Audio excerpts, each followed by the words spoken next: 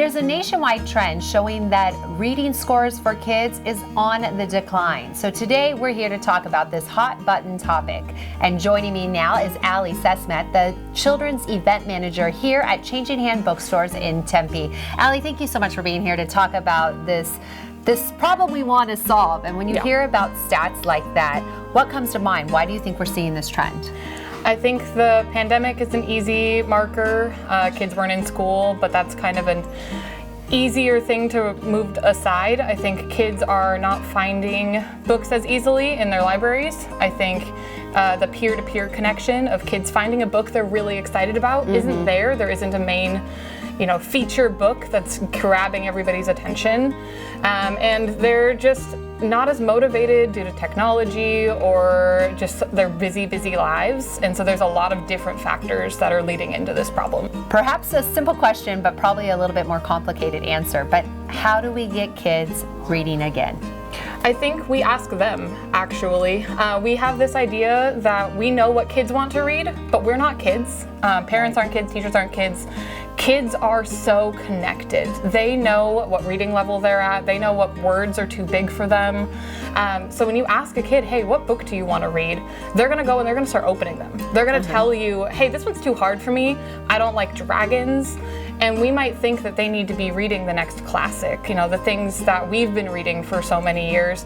And it might be time to say, what's new, what's fresh, what's different, and go to where the kids are. They're on TikTok, they're on YouTube. What are they watching? What content are they consuming? And let them lead that charge. So kind of recognizing kids need motivation, so perhaps help put that book in their hand, or maybe just take them to a bookstore and say, go ahead, you can go pick out a book. You think that's going to be a valuable tool for them? Yeah, I think bringing kids to where the books are is a huge factor. They obviously can't drive themselves. And instead of going, I'm going to hand you 4 books that I think you should read, sit with them and maybe read a couple pages out loud. Maybe bring them to the graphic novel section, something different. Also, looking at audiobooks are huge. Getting them their own Libro FM, getting them their own Spotify, that they can find these books in maybe formats that we have been hesitant to give them a new start and a new chance. And why is it valuable, as you mentioned, to sit with your children, to read with your kids? Modeling good reading behavior is huge. If you are a home of readers, your kids will be readers. And if you're not a reader, making that time to join them in something new is not just going to help their reading scores and reading literacy, but it's going to promote better community engagement, better engagement within the home, better engagement talking about their feelings, social and emotional learning. All of those things come from sitting and reading together. And they're going to want to do what you do. What are some titles and authors that are popular with the kids right now? Oh man, the main one is going to be Dog Man and Cat Kid. Those are hugely popular. Diary of a Wimpy Kid, Babysitter's Club, the graphic novels. For picture books, Max Greenfield, who was Schmidt on New Girl, is an amazing picture book author. I cannot recommend him highly enough.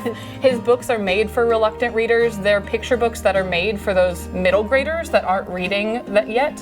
Why are books so valuable to kids and adults alike? Books are a gateway for a different world, or a gateway to help us engage with the world around us in an easier to grasp way. I think that reading is a portal that no matter what age you are, it takes you somewhere new, and it takes you somewhere within yourself and in the world around you. And there's something magic about them. We all remember maybe that first book, whether it was when we were a kid or when we were in our 30s or 40s, that first book that really stuck. It's all about just finding that for this next generation.